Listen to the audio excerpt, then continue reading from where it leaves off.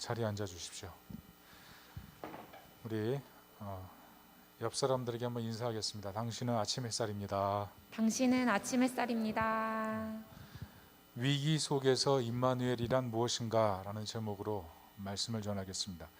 브루스 쿡이란 분이 당신의 계획을 믿음으로 세우라 라는 책을 썼습니다. 거기에 이런 얘기가 있습니다. 미국 남부지방에 사는 어떤 청년이 미국 중서부, 그러니까 북부에 가까운 와이오밍이라는 그런 주에 있는 친구를 방문했습니다. 그날 날씨가 영상 5도니까 겨울임에도 조금 따뜻하겠죠. 그래서 차를 타고 드라이브를 나갔는데 드라이브를 나가다 보니까 너무나 아름다운 호수가 있는데 그 호수가 얼음으로 뒤덮여 있다는 거죠. 그래서 친구와 함께 내려서 그 근처를 산책하는데 이 와이오밍에 사는 이 친구는 그 호수를 향해서 마음껏 달려가서 막 거기서 뛰놀더라는 거예요. 그런데 이 친구는 이 호수가 갑자기 얼음이 깨져서 죽을 수도 있으니까 근처만 밟으면서 살살살살 밟으면서 이거 들어가야 되나 말아야 되나 그런 고민을 하고 있었다는 것입니다. 그런데 그때 아주 커다란 엔진 소리가 나더래요. 쿵쿵쿵쿵쿵쿵. 그래서 보니까 호수 가운데로 큰 트랙터, 미국 트랙터 보면은 엄청나게 농장 큰데 농사를 지으니까 트랙터도 집채만 하지 않습니까? 그런 집채만한 트랙터가 거기를 지나가더라는 거죠. 그 모습을 보고 이 남부에 사는 친구가 굉장히 어이가 없었고 스스로를 바라보면서 약간 한심하다는 생각을 했다는 겁니다. 친구와 농부는 저렇게 호수를 저렇게 트랙터를 타고 마음껏 즐기는데 그 호수 언저리 끝에서 얼음의 두께만을 보고 있었던 자신의 모습을 발견했더라는 거죠.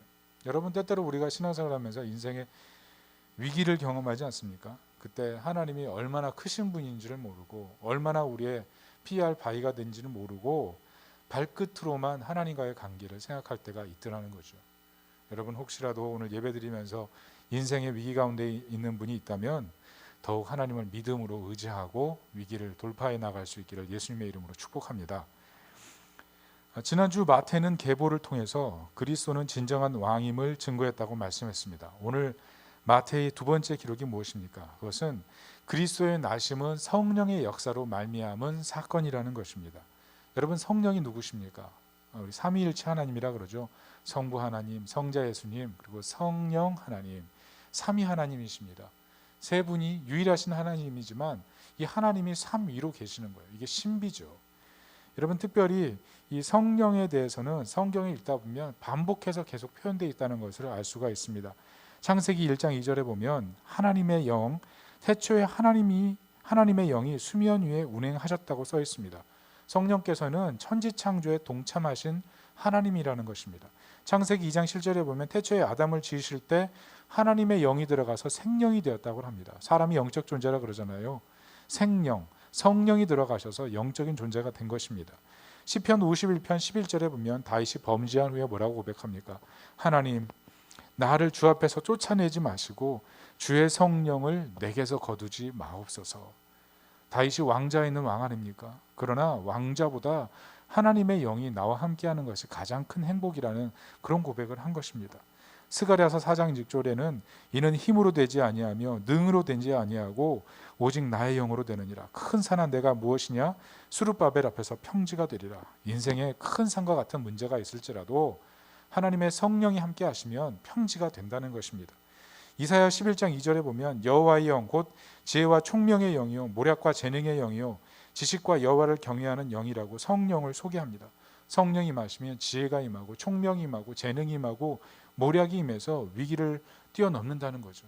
특별히 오늘 이 시간에 인생의 위기를 경험하고 또 진로의 길을 알지 못하고 마음이 근심해 있는 분들이 있다면 성령 하나님을 찾고 성령 하나님의 도우심을 받아서 인생의 문이 열리는 그런 축복이 임하기를 예수님의 이름으로 축복합니다.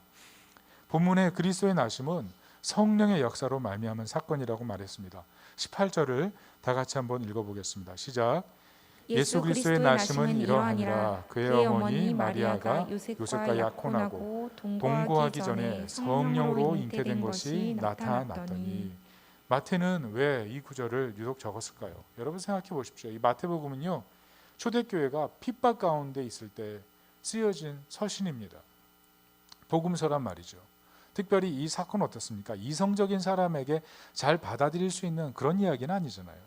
그런데 마태는 기독교가 더 왕성해야 되는 그 시기에 이 복음서에 이성적으로 납득하기 어려운 그 내용을 아주 세세하게 기록하고 있다는 것입니다. 그 이유가 무엇일까요?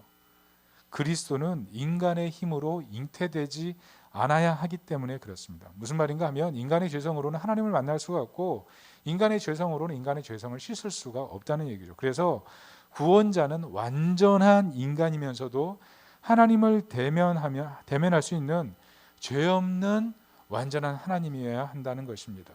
그 방법이 성령 하나님을 통해서 순결하게 잉태돼서 마리아에게서 나야 한다는 것입니다.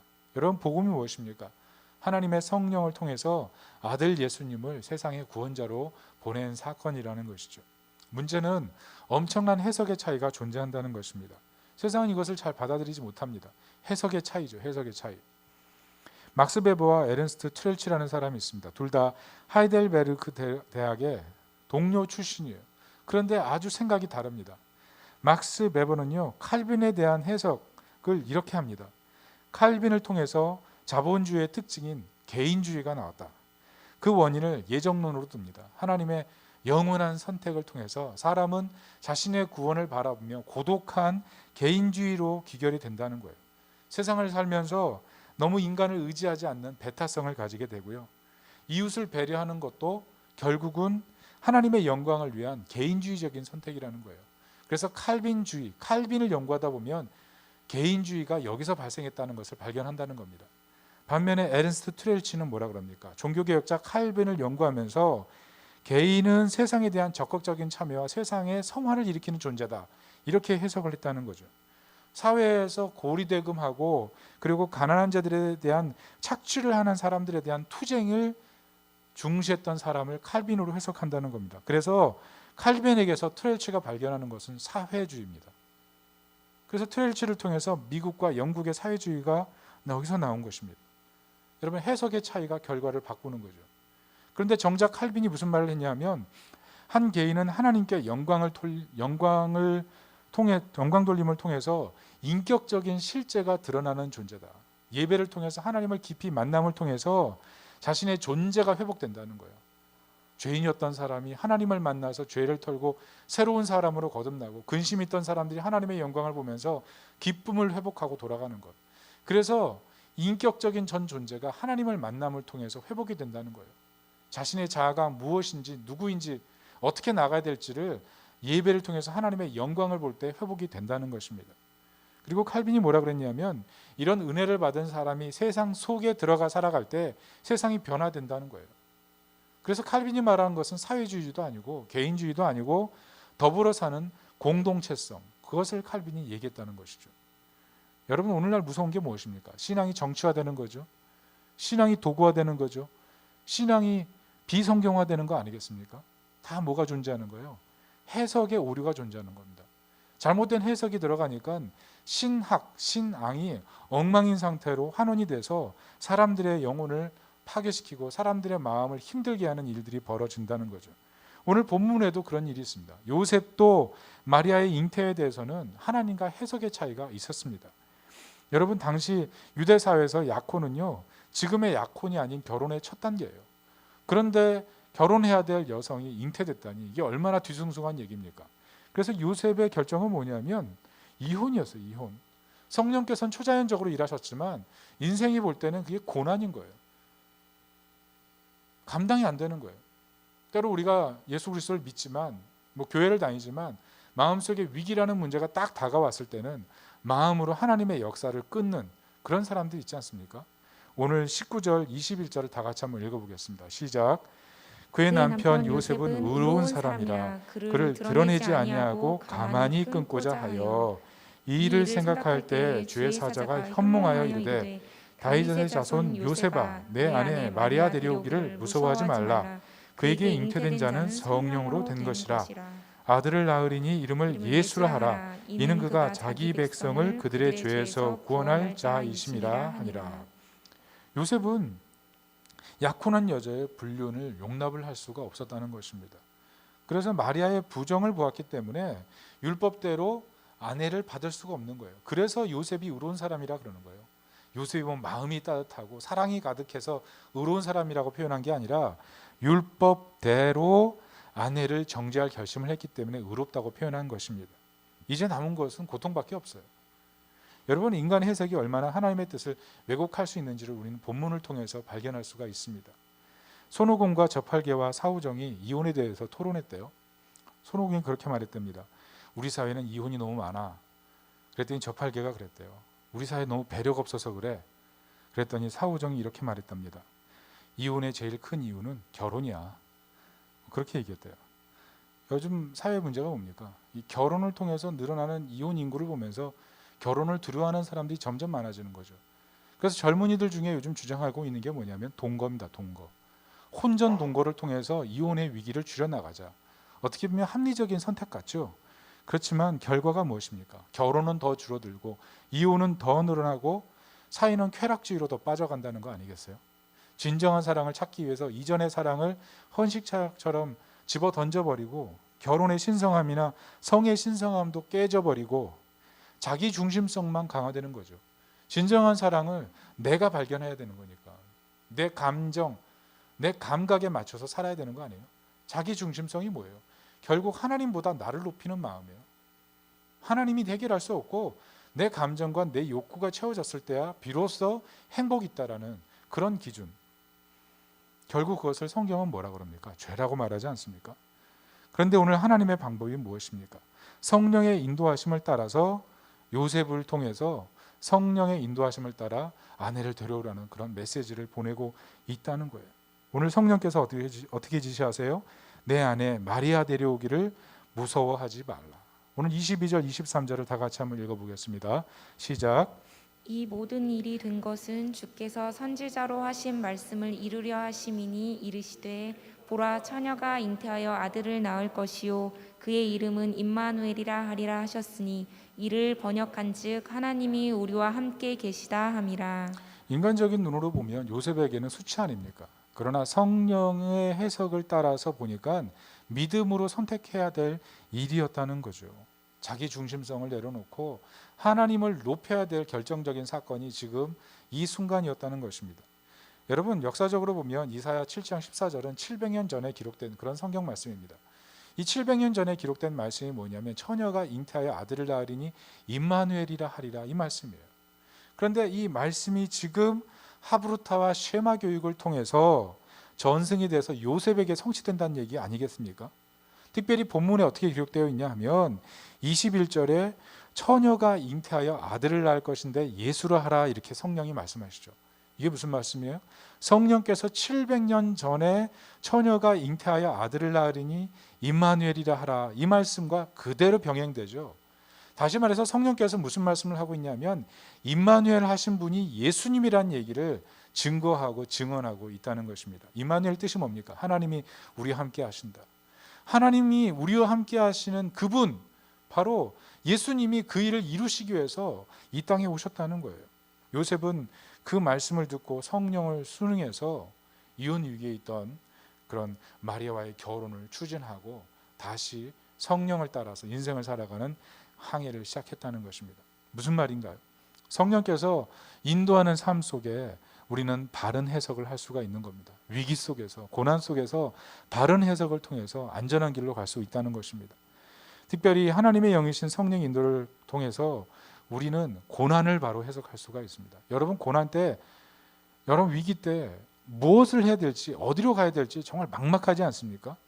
그때 우리가 하는 일은 뭐냐면 발끝으로 계속 하나님과의 거리를 추정해 보는 거예요. 여기가 가야 될 길인지 여기가 말아야 될 길인지 발끝으로 이 얼음의 두께를 계속 밟아보는 일만 하다가 아무것도 못한다는 거죠. 그런데 성령의 인도하심을 받고 하나님의 이끌림을 받을 때는 나도 모르게 하나님이 원하는 길로 달려가게 되어 있다는 거죠. 나도 모르게 하나님이 원하시는 그 중심을 향해서 달려가는 그런 모습이 있다는 겁니다. 그래서 고난이 있는데도 고난 속에서도 도리어 행복을 노래하는 그런 모습이 있다는 거죠. 우리가 찬양 많이 하지 않습니까? 눈물 날 일 많지만 기도하고, 억울한 일 많지만 주를 위해 참고, 내게 주신 작은 힘 나눠주고. 여러분, 어떻게 억울한데 나눠줍니까? 어떻게 우리 삶이 화려하지 않은데 그것을 다른 사람을 위해서 베풀고 섬기고 어떻게 그런 삶을 살 수가 있습니까? 하나님의 자녀됨을 발견했기 때문에 그렇지 않습니까? 고난 속에서도 하나님께서 내게 주신 은혜를 발견하는 그 눈, 그 성령께서 주시는 그 해석의 차이가 자신의 삶과 인생을 다르게 보더라는 거죠. 나는 그냥 꼭 사방에 꽉 막힌 담 속에 갇혀가지고 움짝탈sak할 수 없고 숨도 쉴 수 없을 것 같은데 성령 안에서 나를 바라보니까 내가 너무나 존귀하고 아름다운 존재인 거예요. 숨 쉴 수 없을 만큼 고통스러운데 성령께서 주시는 생기로 내가 숨 쉴 수 있고 새롭게 살아갈 수 있는 능력이 임한다는 것을 믿게 되니까 자녀됨의 기쁨을 누리더라는 겁니다. 그게 바로 임마누엘이에요. 임마누엘로 오신 그 예수 그리스도를 만날 때 우리는 해석의 변화를 가져와서 새롭게 살고 자유로운 삶을 시작한다는 거예요. 그래서 어떤 사람들 보면요, 인생의 한 축이 분명히 무너졌습니다. 정말 그 한 축이 무너진 게 너무 타격이 커요. 그럼에도 불구하고 하나님과 함께 계시기 때문에 도리어 위로 속에 거하는 모습을 본다는 거죠. 여러분, 오늘 마태가 임마누엘 하신 예수님의 얘기를 하면서 마태복음 28장 20절 마지막에 정점으로 찍고 있는 내용이 뭡니까? 예수님의 말씀을 다시 기록했어요. 그 말씀이 뭐냐면 볼지어다 내가 세상 끝날까지 너희와 항상 함께 있으리라. 1장에서 임마누엘 하시겠다고 하신 그 예수님께서 하나님과 함께 하시겠다고 하시면서 오신 예수님이 마지막 28장에서는 세상 끝날까지 함께 하신다는 그 엄명, 그 엄청난 약속을 다시 한번 하고 있다는 것이죠. 여러분, 우리 인생의 길을 찾지 못하고 마음 답답할 때가 많습니다. 그러나 그때마다 내가 곧 길이요 진리요 생명이라 말씀하신 그 예수님이 우리 인생의 길을 여시고 생명의 문을 여시고 우리 닫혀있는 삶의 환경을 뒤집으셔서 새롭게 하신다는 것을 믿고 성령의 그 해석의 능력을 가지고 인생의 위기를 돌파해 나갈 수 있기를 예수님의 이름으로 축원합니다. 우리가 본문에서 발견하는 임마누엘의 그 두 번째 의미는 예수님은 세상 공동체의 회복을 위해 오셨다는 것입니다. 이번에 연세대 철학과 명예교수였던 그 김형석 교수님이 인터뷰하셨죠. 그 인터뷰가 아마 많은 사람들 읽혔을 겁니다. 이분이 100세가 넘으셨잖아요. 그런데 얼마나 정정한지 몰라요. 깨달은 것이 있는데 계속 독서하고 배움의 능력을 가진 사람은 늙지 않는다, 이런 말씀하셨어요. 그런데 이분이 하셨던 아주 인상 깊은 얘기가 있는데 그것이 무엇이냐면 사람이 인생을 살면서 결코 행복할 수 없는 두 부류의 사람이 있다는 겁니다. 그 두 부류의 사람이 뭐냐면 물질주의에 빠져 있는 사람, 그리고 이기주의에 빠져 있는 사람. 이 땅에 욕심이 너무 많은 사람, 자기밖에 모르는 사람은 결코 행복할 수 없대요. 참 마음에 와닿는 얘기였습니다. 여러분, 1932년 독일 나치당 일당 당수가 된 사람이 누굽니까? 히틀러죠. 여러분, 히틀러가 당선돼서 사람들 다 모아놓고 연설한 내용이 뭔지 아십니까? 우리가 여러분에게 빵과 자동차를 주겠습니다. 이 자동차가 뭐냐면 폭스바겐이에요. 여러분, 그때가 대공황 시기였습니다. 먹을 것도 없고 탈 것도 없고 절망적인 시기였단 말이죠. 히틀러가 그 얘기를 했을 때 독일 모든 사람들이 환호했어요. 그런데 정확히 1932년에 히틀러가 그 말 한 뒤 2년 후에 세계 제2차 세계대전을 벌이는 나라가 독일이 되는 겁니다. 여러분, 왜 이렇게 되는 겁니까? 물질주의를 사랑하고 이기주의를 사랑하고 빵과 자동차를 원했던 사람들. 여러분, 독일이요, 그 당시에 유럽의 문명을 좌우했던 지성인의 나라였어요. 그런데 그렇게 추락하는 겁니다. 여러분, 인간은요, 인간을 행복하게 만들 수 없다는 거예요. 이번에 제가 원더우먼 1984라는 영화를 봤습니다. 아주 재밌더군요. 여러분도 좀 보십시오. 극장에 가니까 아무도 없어요. 극장을 전세 낸 것처럼 볼 수 있습니다. 여러분, 아무도 없어요.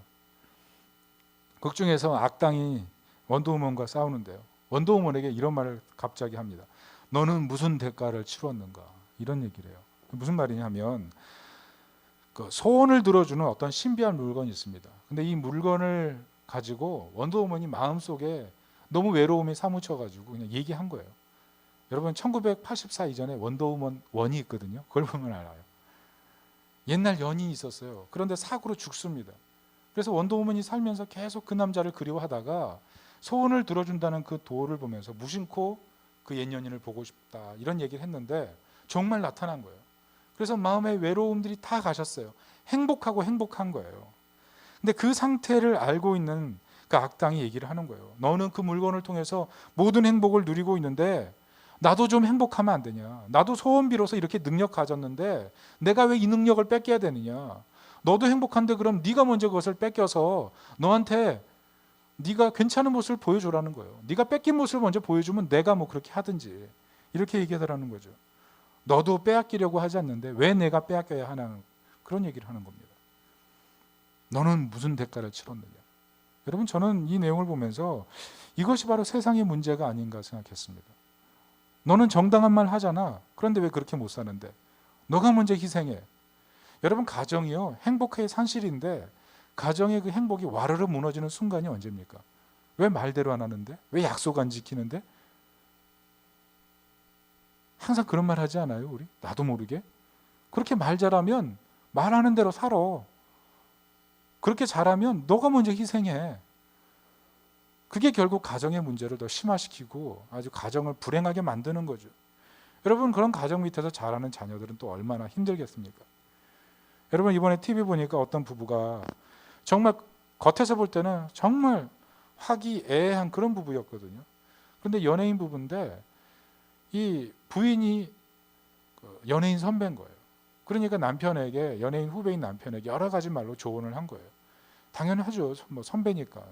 그런데 남편의 입장에서는 그 조언이 달갑지가 않은 거예요. 자꾸 조언이라고 해주는데 마음속에 막 서럽고 슬픈 거예요. 아니, 내 마음을 좀 더 이해해주면 좀 더 좋은 얘기를 해줄 텐데 저렇게밖에 조언할 수 없나? 그래서 부인이 얘기해주는 얘기가 좋음에도 불구하고 마음속엔 계속 서러움이 생기는 거예요. 그런 상황을 너무 오랫동안 살다 보니까 앙금이 생겨서 감정적인 괴리가 깊이 있더라는 거죠. 그렇게 오래 살았는데도 마음 터놓고 얘기하니까 부인이 그제서야 상처 준 거 알고 미안하다고 사과하고. 여러분, 이 땅을 살아가는 모든 부부가 그런 문제 한계를 겪지 않나 싶어요. 원인이 뭡니까? 희생. 진정한 희생을 할 줄 모르는 거죠. 서로가 희생하지 못하면서 서로에게 희생을 강요하는 것, 그게 바로 세상의 비극 아니겠습니까? 그런데 복음이 무엇입니까? 복음이 우리는 희생 잘 못하는데 예수님의 희생을 통해서 우리가 희생하는 사람으로 바뀌어가는 거예요. 나는 예수님이 필요 없어라고 심지어 얘기했는데 예수님이 나를 위해서 이 땅에 오셔서 나의 죄를 위해 다 희생해 주신 거예요. 우리가 그 희생의 의미를 비로소 할 때, 아, 나도 예수님처럼 희생하여 살면서 세상을 바꿔가는 사람이 돼야 되겠구나, 이런 결심을 하게 되는 거 아닙니까? 왜요? 예수님께서 이 땅에 내려오심으로 예수님은 천상의 기쁨을 박탈당한 거잖아요. 예수님은 이 땅에 와서 죽으심을 통해서 자신의 하나님의 존재를 상실하는 고통을 경험하신 거 아닙니까? 그러나 우리에게 뭘 주셨어요? 자녀됨의 기쁨을 주시고 영원한 하나님 나라에 갈 수 있는 영광을 허락하셨잖아요. 그게 복음 아닙니까? 이사야 53장 5절에 보면 그가 찔림은 우리의 허물 때문이요 그가 상함은 우리의 죄악 때문이라. 그가 징계를 받음으로 우리는 평화를 누리고 그가 채찍에 맞음으로 우리는 나음을 받았도다. 무슨 말씀입니까? 여러분, 이 복음의 지향점을 잘 보세요. 복음은요, 지향점이 분명해요. 그 지향점이 뭐냐면 사회를 향합니다. 공동체를 향합니다. 우리 개인을 넘어서 사회를 향하고 사회를 넘어서 더 큰 민족과 열방을 바라보게 만들어요. 여러분, 복음은요, 그냥 개인으로 끝나는 것이 아니라 공동체를 회복시키는 능력이 있다는 것입니다. 여러분, 왜 예수님께서 증인이 되라고 하십니까? 한 사람을 위해서요? 아니요. 한 사람뿐만 아니라 한 사회, 가정, 직장, 학교, 어떤 공동체로 들어가서 그 사회를 사람 사는 사회로 바꾸라는 거 아니겠습니까? 여러분, 성경의 마지막엔 요한계시록은 뭘로 끝납니까? 공동체적인 예배로 끝나요. 이 지구상에 하나님의 선택받은 백성들이 참 공동체를 이루어 하나님 앞에 예배하는 모습으로 끝난다고요. 임마누엘의 뜻도 무엇입니까? 하나님이 이 땅에 내려오셔서 우리와 함께 하셔서 이 사회를 복스럽게 만들어가는 게 임마누엘 아니겠어요? 인간은요, 행복한 공동체를 만들 능력이 없어요. 그렇지만 우리가 복음 안에서 발견하는 것은 하나님, 내가 들어가는 곳마다 이제는 행복한 공동체를 만들도록 은혜를 내려 주옵소서. 생각을 바꾼다는 것입니다. 제가 이번 주에 어떤 식당에 갔는데요, 어떤 분하고 같이 식사를 하기 시작하는데 갑자기 옆에 우르르 4명이 와서 앉더라고요. 그래서 저 사람들 뭐 맛있는 거 먹으려 왔나 그랬더니 갑자기 우리를 보더니 주섬주섬 옷을 챙겨서 확 나가더라고요. 굉장히 마음이 불쾌했어요. 우리가 뭐 잘못했나 생각해 보니까 옆자리에 있으면 이 코로나 걸릴 수 있잖아요. 그러니까 불안해서 후다닥 나가더라고요. 저희도 어땠습니까? 더 편안하게 밥을 먹었죠. 잘 나갔다 그러면서. 근데 이게 뭔가 이런 생각이 들었어요. 분명히 옆에서 밥 먹는 거 괜찮은 일 아닙니까? 코로나가 없었을 때는 아무 문제 되지도 않았던 일인데 사람이 옆에 있는 것 자체가 불안하고 불편한 거예요. 도리어 없는 게 편안하고 혼자 있는 걸 더 안전하다고 생각하고 뭔가 문제 있는 거 아닙니까? 여러분 어떻게 보면 코로나 시대에 우리는 더 불행한지도 몰라요. 코로나 시대에 정말 인간의 외로움을 아주 그냥 극치로 깨닫게 되는 것 같아요. 지난 주일 예배 때 예배 끝나고 나서 TV는 사랑을 싣고에 우리 권진영 집사님 나와서 얘기했죠. 여러 얘기를 하는데 저는 그 집사님 얘기를 들으면서 이분 꼭 행복전도사 같다 이런 생각이 들었어요. 정말 그 말을 통해서 제 마음에 참 위로가 되고 성도님들 보고 싶다는 그 얘기를 보면서 나도 정말 우리 성도님들 보고 싶은데 마음에 울림이 있더라고요. 여러분은 어땠습니까? 여러분 정말 지금 시대를 살아가면서 외롭지 않습니까? 답답하고 행복을 찾고 싶은데 내 힘은 없고. 그런데 요즘 과학계에서 들려오는 얘기는 뭐냐면 앞으로 더 무서운 곳이 온대잖아요. 인간이 파괴시킨 자연의 역습이 계속 다가와서 인간을 공격한다고 하지 않습니까? 이런 상황 속에서 우리 마음을 더 불쾌하게 하고 힘들게 하는 게 뭡니까? 요즘 기독교가 보여주는 여러 가지 모습들 아니에요? 자그마치 코로나 확산의 30%를 기여했대잖아요. 너무 마음이 아팠어요. 로스 다우섯이라는 분이 인상적인 말을 했어요. 모든 문화는 종교적이다. 문화는 여러분 사람과 철학과 신념을 추종하게 만듭니다. 그래서 이 문화에는요 종교성이 있는 거예요. 일종의 문화를 따른다는 것은요 구원 행위를 하는 것과 똑같습니다. 그런데 문제는 뭐냐 하면 신앙과 이 문화 행위가 뒤섞인다는 거예요. 그러다 보니까 이상한 기독교가 생긴다는 거예요. 기독교는 기독교인데 꼭 기독교 이단 같은 모습이 드러나서 우리 마음을 아주 불쾌하고 힘들게 만든다는 거죠. 분명히 기독교가 맞아요. 그런데 이기적이고요. 분명히 기독교가 맞는데 반지성적이고요. 분명히 기독교가 맞는데 탐욕이 가득하고요. 이상만 외치고요. 민족주의자처럼 행동하고요. 자기밖에 모르는 자기중심주의. 그렇게 흘러간다는 거죠. 엄밀히 말하면 그게 기독교가 맞습니까? 아니죠.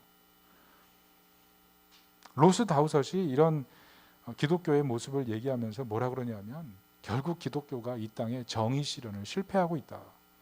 그러면서 마지막 그 얘기가 뭐냐면 교회가 다시 살아나야 한다는 거예요. 교회가 다시 살아나서 기독교의 기독교됨을 보이고 이 세상을 좀 변화시키고 세상을 행복하게 하는 그런 존재됨이 있어야 된다는 얘기입니다. 여러분이 믿으십니까? 저는 그게 너무 마음에 와닿았어요. 여러분 복음은요 공동체를 위해 존재하는 거예요. 나 혼자 행복을 위해 존재하는 것이 아니고 누군가의 행복, 하나님 사랑하면 이웃 사랑해야 되잖아요. 교회는 지역사회, 교회는 나라, 민족, 그것을 위해 존재하는 거예요. 나라, 민족, 사람, 공동체가 없는데 무슨 교회가 존재합니까? 이미 그럼 천국에 있는 거니까 천상 예배 드리면 되잖아요.